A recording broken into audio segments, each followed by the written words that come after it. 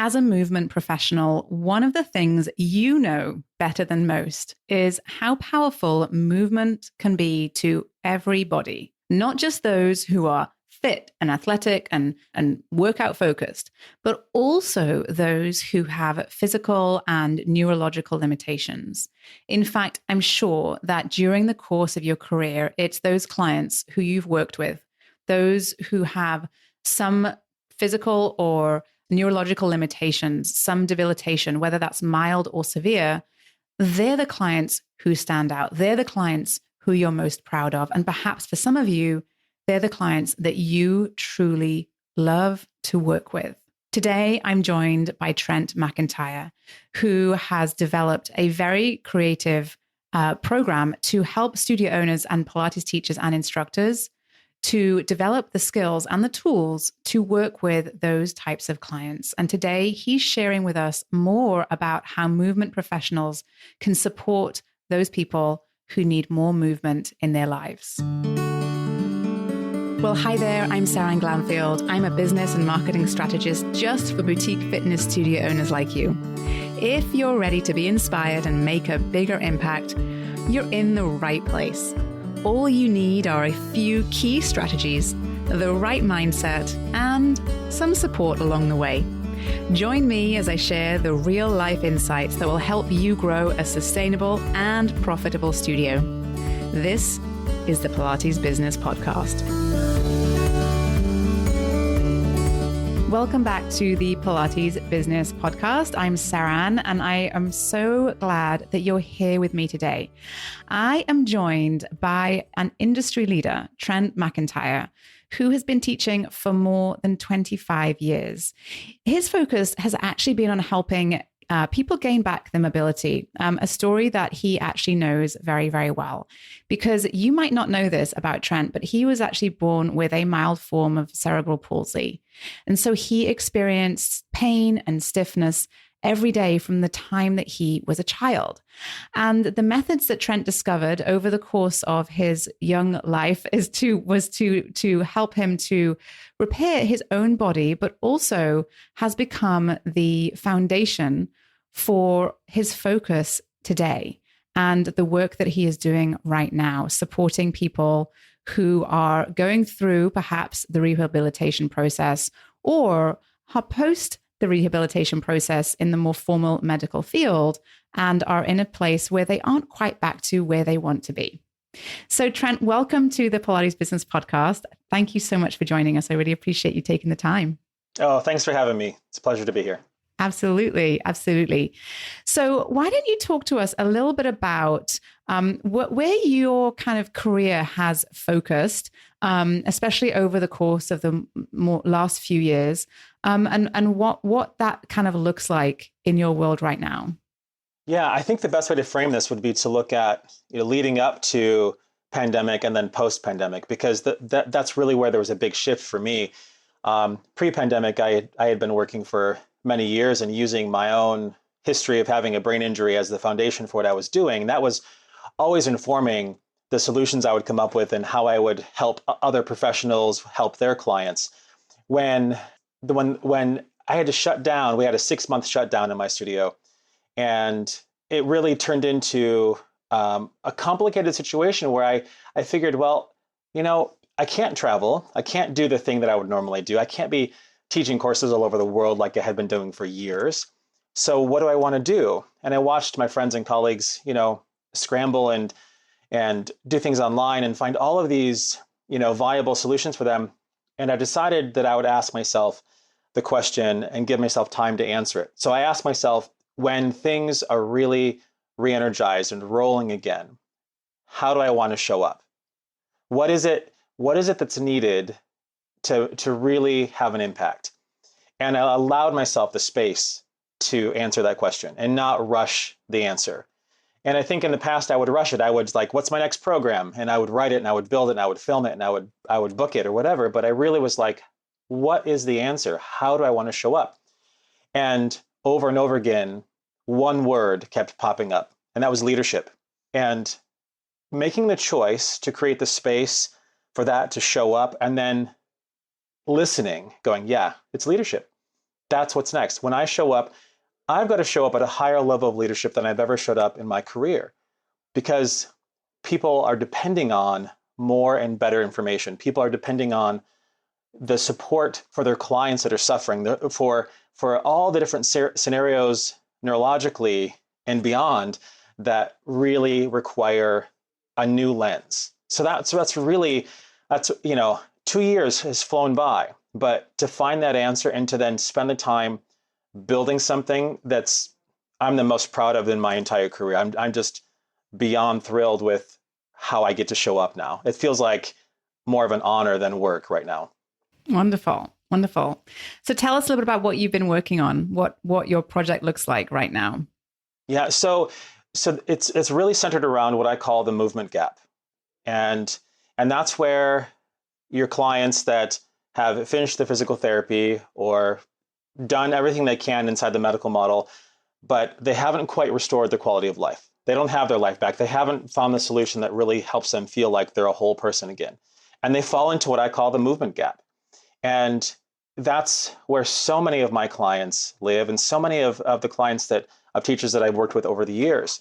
And I felt like it was really time to name that space so that we could have a conversation that was more meaningful around that space, and to help clients understand, like, yeah, you're not crazy. Like, you're really in this very difficult space where, you had a fantastic experience with your physical therapist. They were probably really great, but now you're 60 or 80% better and you're dismissed and insurance doesn't cover it. And now you're all on your own. And that tear off sheet they gave you just isn't enough to continue work at home. And so, being able to name it, have conversations around it, talk to other professionals, and have a frame and a lens to look through so we know what we're talking about. It's not just, better Pilates for the sake of better Pilates, but like, what does this mean for someone's life? Right. And everyone who when clients come into the studio and work with a Pilates teacher for perhaps the first time after having been through some sort of physical therapy or rehabilitation program, they're coming possibly with many different sort of ideas about what they will be working on, or how they will be working through that next phase.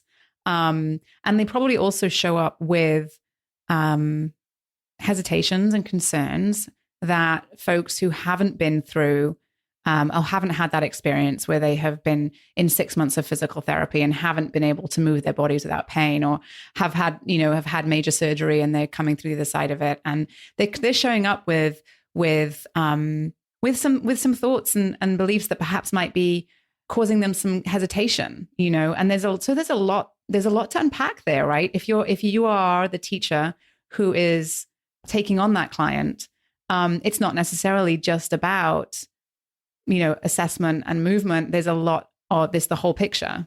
Yeah, the assessment and movement's the easy part. That's right. Really that's the easy part. And, I give this advice a lot, and I think it's worth mentioning as in response to what you're saying, is that I think Pilates teachers often don't understand how powerful and how impactful their work is, beyond just really mindful, wonderful exercise that has great benefits. Because for someone who's lost hope, that they meet you and you're like, wow, yeah, that's great. And I feel great. And I love this, but you gave me hope. Like, I feel like I'm getting part of me back. I don't think enough Pilates teachers really embrace their role in being able to provide that. And I think oftentimes when that new person walks in the studio, there's a trap. There's this Pilates trap that happens where instructors talk about their tools and they say, oh, this is the reformer and this has springs and it's progressive resistance and we have this straps and these ropes. And I equate it to, it's like, well, why do you go to the dentist? It's like, you don't go to the dentist so they can be like, this is my drill and this is how hard it works and this is what it's going to chop away on your teeth. No, I go because I want to have a better smile. I want to have a healthier mouth. Like, the benefits are really what you want to talk about, not the tools they're going to use and that you don't understand anyway. New clients don't understand what a reformer is, for example. But when you ask them the question, why us? You could go anywhere. There's Pilates all over. Why did you decide to come in and talk to me right now? Why now? What's happened in your life that you want to do this now? And what would it mean if you could, you know, fill in the gaps and feel like you're not stuck? What does that mean for the implications in your life? That's where the conversations get really valuable and rich. True, absolutely. And I talk about that a lot here on the podcast. I say you've got to let people know what the possibilities are when they walk in the door. You've got to let people know, and that comes through in your marketing, comes through in your brand message, it comes through in your brand promise, and in every place, because, you know, everybody can move their bodies alone, right? People can lay on the floor at home and they can do all the things like they do on the tear out sheet that the physical therapist gave them, but that's not going to get them where they want to go. What they need is what you're offering, what teachers are offering, what studios are offering, because they need that extra help. They need your eyes on them. They need your guidance. And so I absolutely agree. And I think that the more that you can kind of paint that picture of what's possible, the more you're able to actually help your clients, because they're able to then understand, you know, why they need to be committed to their movement practice, why they need to show up and how they need to show up, so that you're kind of on the same page from day one. Yeah, and there really is a powerful relationship between, you know, the client and the instructor, and powerful things can happen in that relationship that can't happen when they're by themselves. You know, neurologically, your body seeks homeostasis. Your body wants what's familiar. So when you're by yourself, you're going to lean toward what's familiar and what feels easy and is easier. But when you have your instructor with you, they know how to assess where your edge is and how to pull you along so that you're not just staying in that homeostasis place, but you're actually establishing a new homeostasis. You're a better one that's more productive and more supportive for your life. Right. And that's really how, you know, clients make progress, right? And that's why they showed up in the first place, because they can't do what they want to get, they cannot do alone. If they could, they would. Yeah, and I like to name that too. I like to name why that's a thing. I teach my clients, like, I want you to understand what homeostasis is. Like, there's a reason why you can't do it by yourself. It's not because you're less than. It's not because you're stupid.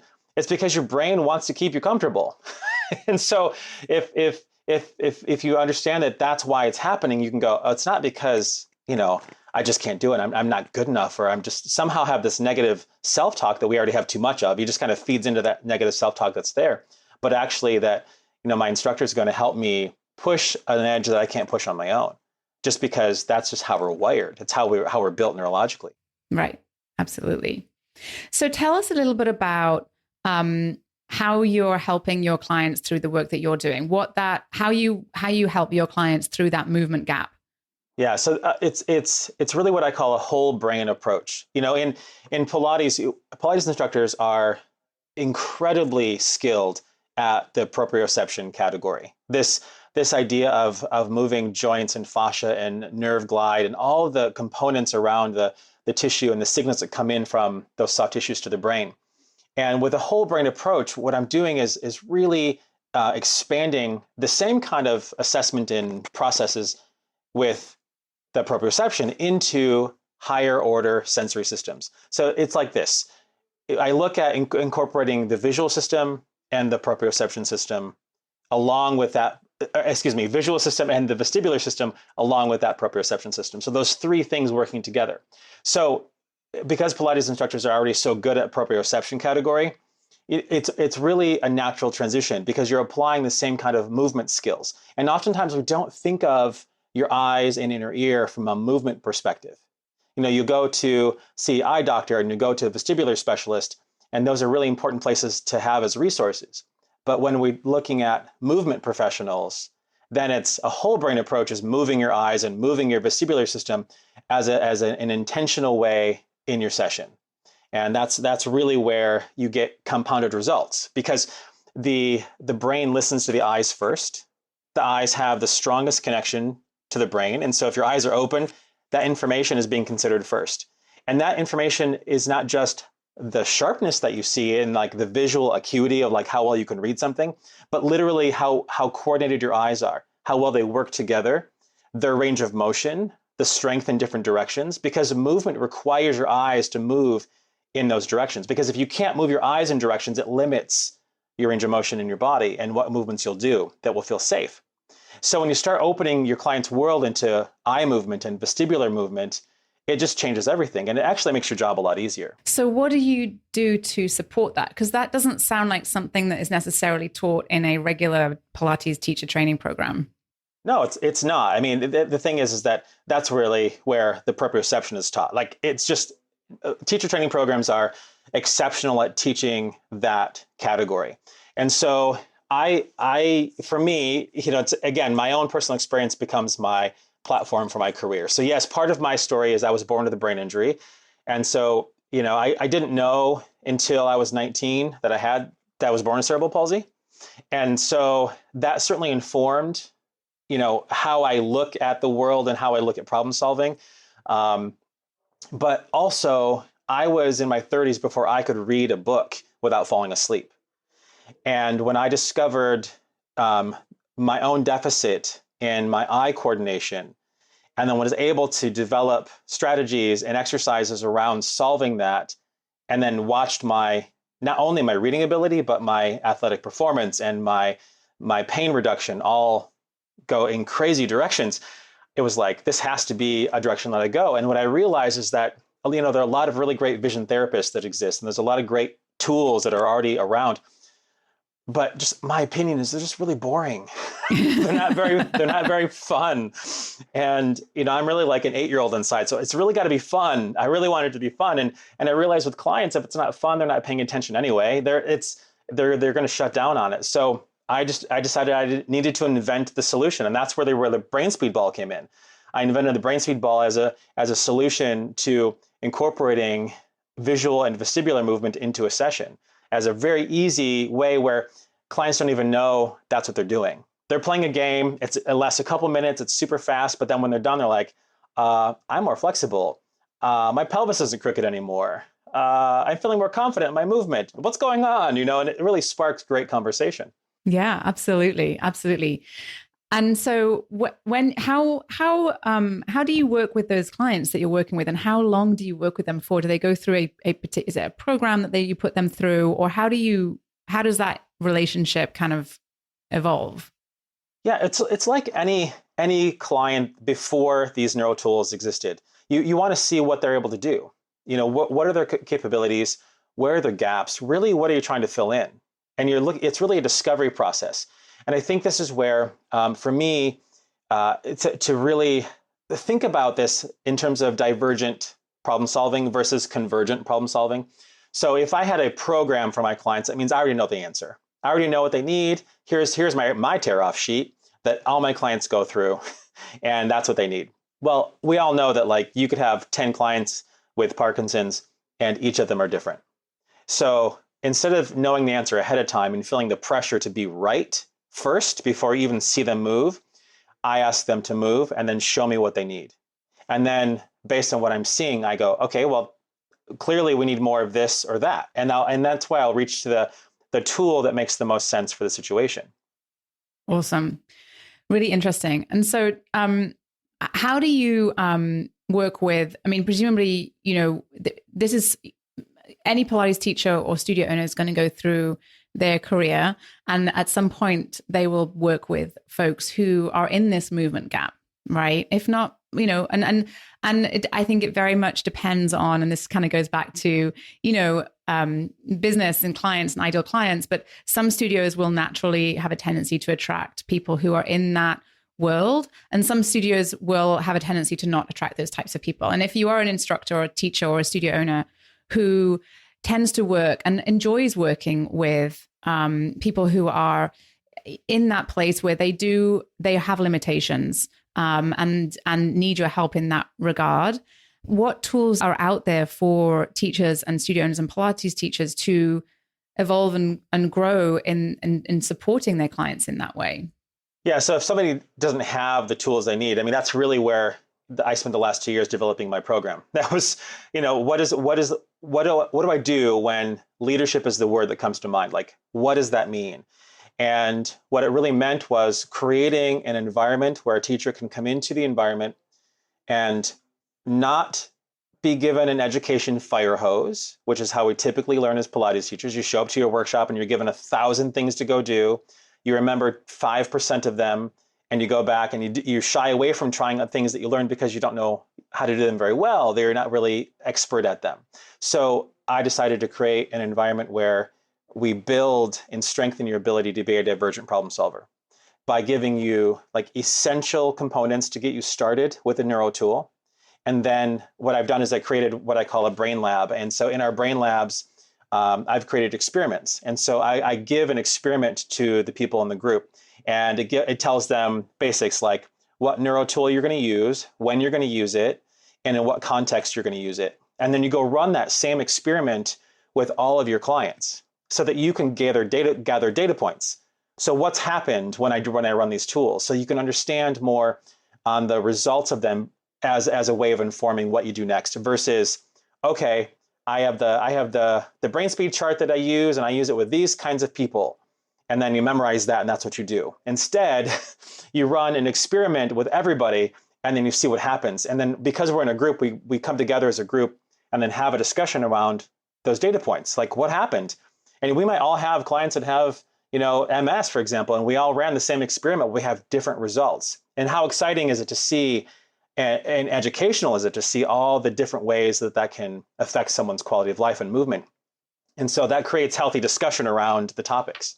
Right. And then I think you're more open to learning too as a teacher. I think it's a shift, isn't it, in sort of perspective. If you kind of expect yourself to have all the answers, right? And you kind of perhaps walk into a room and you're met with a client who is perhaps a little bit challenging and makes you think a little bit. And if you kind of put that pressure on yourself to have all the answers versus if you say to yourself, okay, let's just do this thing and let's see what happens. And then then we'll figure out the next step from there. It's a different kind of mindset, and probably one that is going to benefit both you and your clients longer term. Yeah, and let's connect this right to the fact this is the Pilates Business Podcast. Let's connect this to business, okay? Because the reality is that if you become known in your community for someone who's going to hold space and problem solve for your clients, you're going to build trust like you could never imagine.